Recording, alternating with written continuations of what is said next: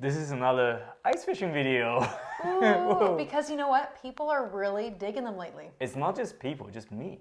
I am really into ice fishing. It's all I'm thinking about right now, to be honest. Why? What do you think? Why are you thinking about it so much? Well, because we keep going and don't get me wrong, ice fishing is really fun, but we haven't really had a true successful day in terms of size of the fish. We've seen big fish we haven't caught. We caught a few here and there. But we haven't gotten into consistent results. It makes us feel like we haven't got a kind of hang of it, right? That's why you're thinking about it? Yeah, right? It's a bit of a challenge, I think. It's way different than I thought it would be originally, right? I actually need to go back and look at all our ice fishing videos to see where my mind was back then a few years ago. Yeah. And how it's changed. It is fun though. I love it. It's the visual part for me. Yeah. Seeing those fish when you're looking down the hole, watch them like just go around their bait, or the bait that you're hanging down, seeing how they're behaving, if they're just cruising by fast, not even caring, if they're taking looks at it, or leaving, or just coming back constantly, or if they're just picking up my bait crumbs that's left in the bottom. Yeah, you got to really work for your fish. A few years ago, we actually did a ice fishing checklist. That was kind of like the very early ice fishing experience, and we made a list of what you need to bring to get into ice fishing.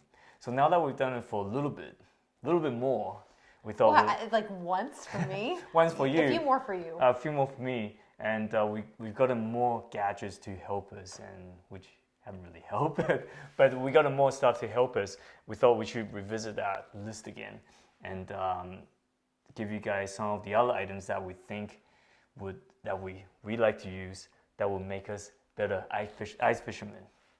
Women, anglers, women, fisher ladies, yeah. Chicks. No, I'm kidding. I'm joking. So the first thing that we can definitely agree on,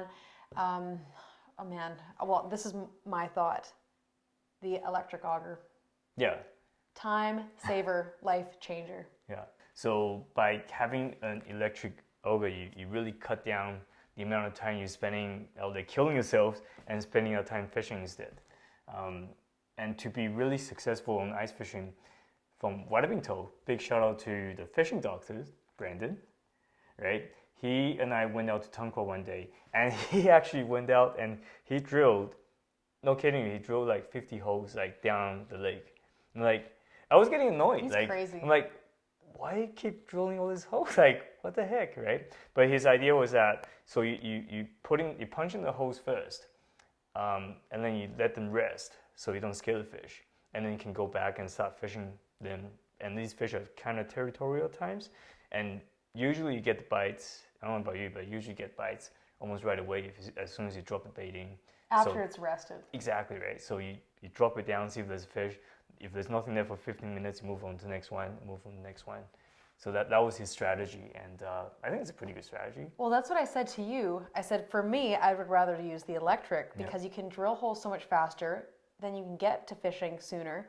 But also, too, when you're drilling a whole bunch of holes, you're like, all the way down through, then your holes have a lot more time to rest than if you were manually drilling them. You're going to take longer for each one, so I think you're causing a lot more disturbance, which will scare the fish. Imagine doing like 50 manually. That would take like 100. And some places that we've been to, the ice is freaking thick. Yeah, it's always that bottom part, the last 2 inch, the old ice. It's not fun. It can't get through, right? But yeah, it's definitely a time saver, and I think it would improve your catch results as well. So my turn next would be I picked it and you talked about it the whole time. Oh, okay. Because we can go back and forth. These are both of our ideas. Yeah, exactly, right. So I've had more experience with it too, right? I've been playing around with it. Like I've done 3-4 trips with it, so I've been pretty happy with it. So the second one is a good fish finder or sounder, depth sounder. And so this past ice fishing trip that I went on with Rod and Daniel, it was my first time really trying out the Humminbird. And for me, you know what? I think you need to have a lot of practice with it. Yeah.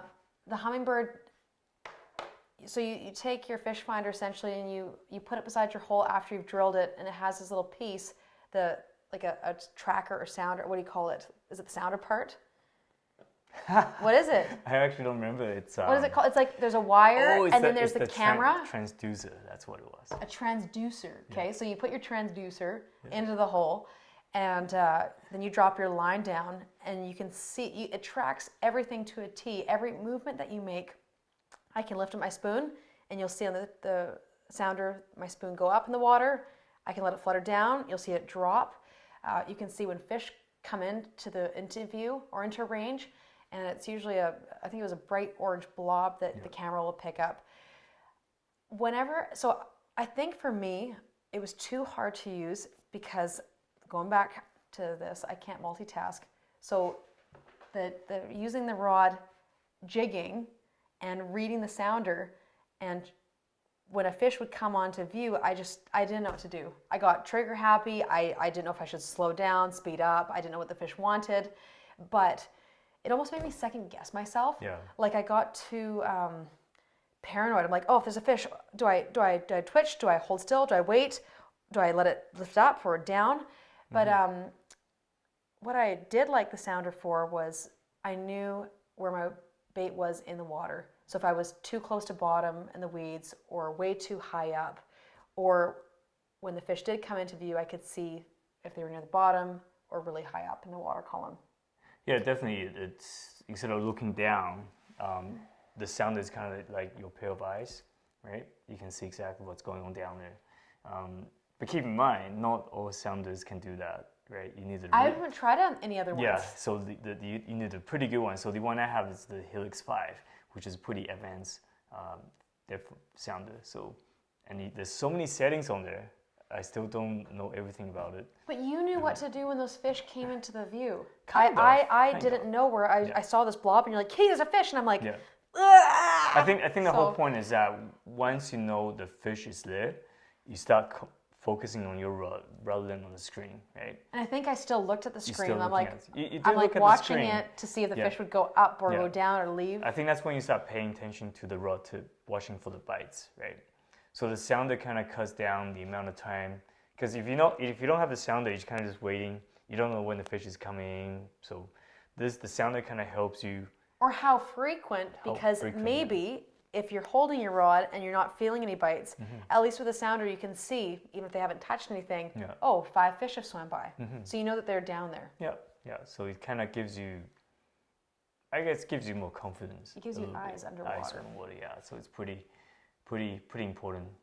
And pretty important to have one if you want to catch fish frequently, I think. I want to get better at reading the sounder and not panicking when I see fish on it. It's a good thing if I see fish on it. Number 3, you need to have a sled, because there's no way that someone would be able to physically carry everything that we've brought if you didn't have a sled. And the sled is nice for, like when we got to our first place in Kamloops this trip, there was most of the people that just plunked their camp right by the boat launch, where it's not a walk and it's very close to the parking lot. But we didn't want to be set up. We didn't want to set up by a bunch of people, and so we chose to go to the other side. But if you had no sled to take any of that equipment, like I would have the auger and the rods, I could carry 2 things. That's it. Yeah, but no tent, no food.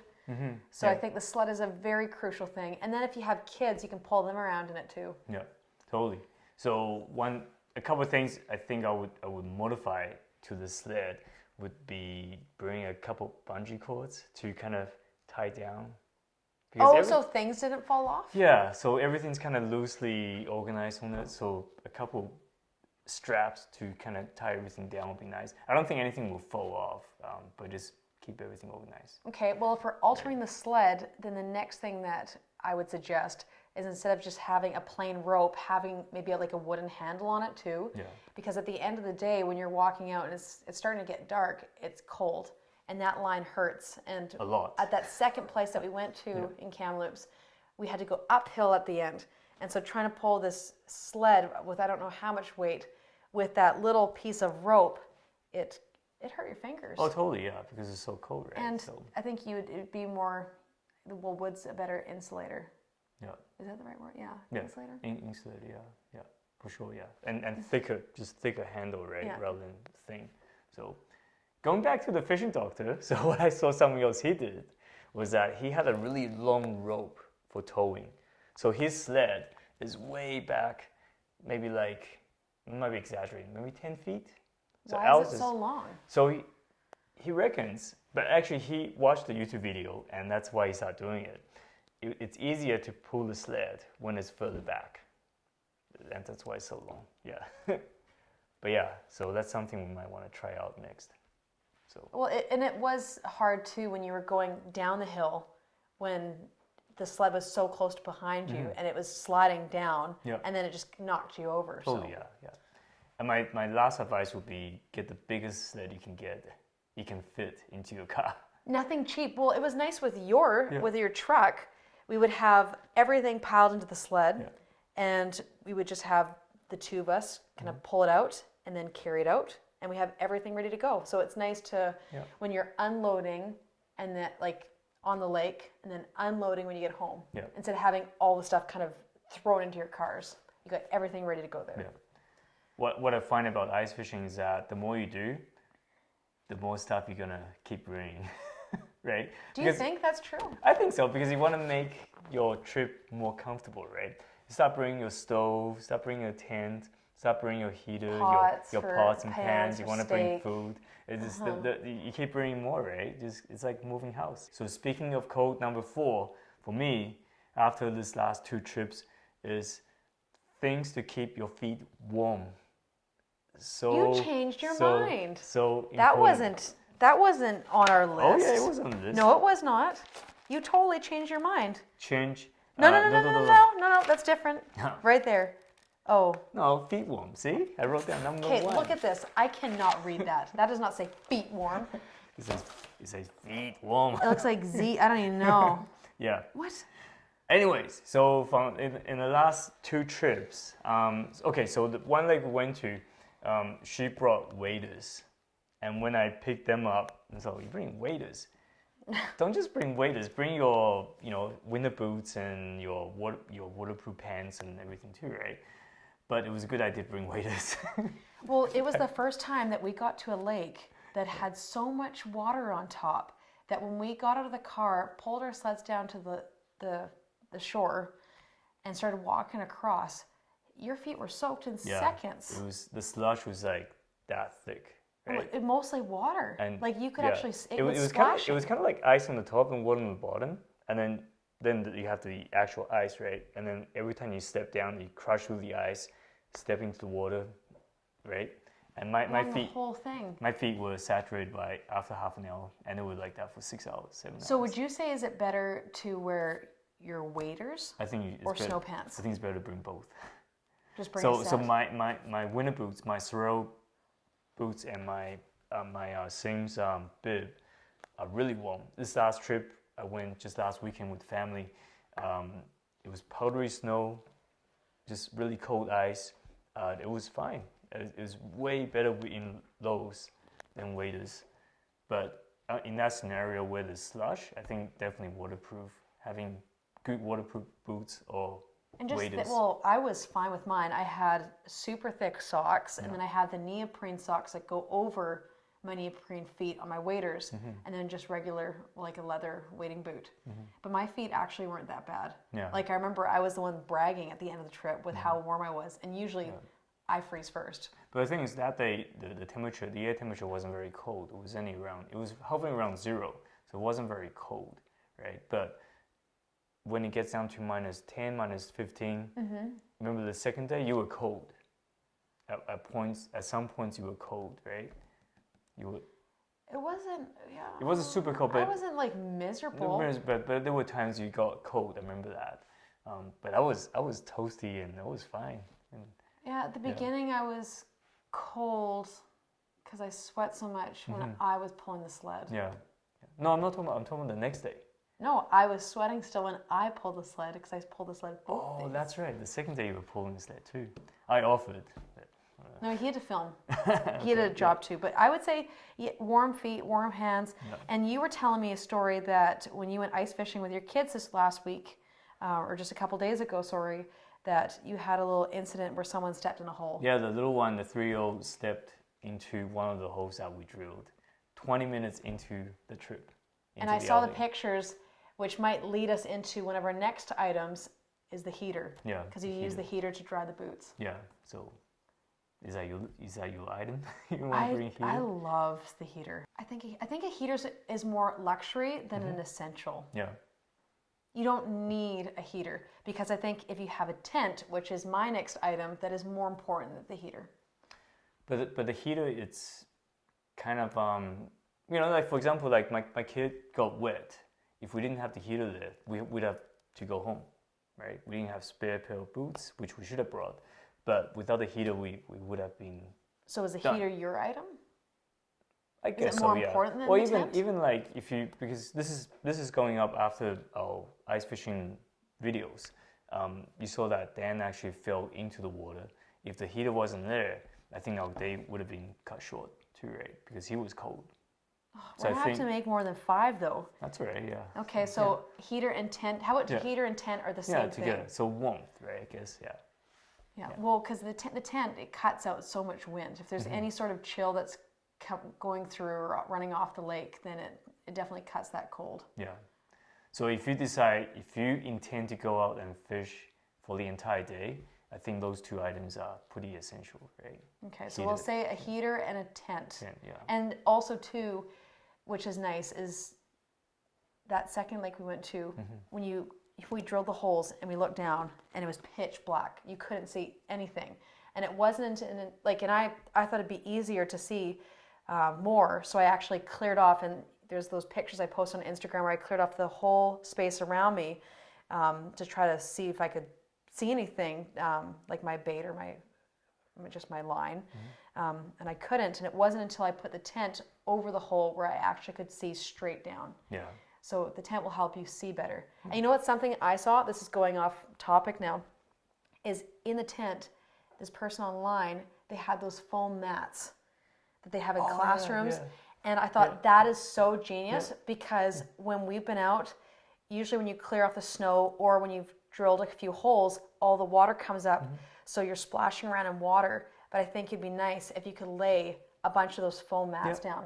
So that's something I want to try next time. That's actually a great idea because someone actually posted a photo on my Facebook page with the exact same thing. Actually, it wasn't. I don't think I saw it there. Maybe I did. Yeah, it's not the same person. Probably different.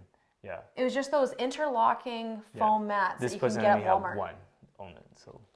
And I'm like, that's a great idea because then you wouldn't get wet. You can actually lay down and it That's what I thought too. Because one of my favorite parts with ice fishing is when your face is like in the hole and you can like watch everything perfectly. And in our scenarios, you couldn't because there was just so much water. But if you have those foam mats, then your whole body stays dry. Yeah. Something else to buy for next time. So that's gonna make our load even heavier. Yeah, that's right. Like by 100 grams. 100 grams. Well, it depends. We could buy a whole bunch of mats. Yeah. Just cover the whole tent for, yes. Yeah. Yeah. Another item. Is this going to be yours? Do you have more?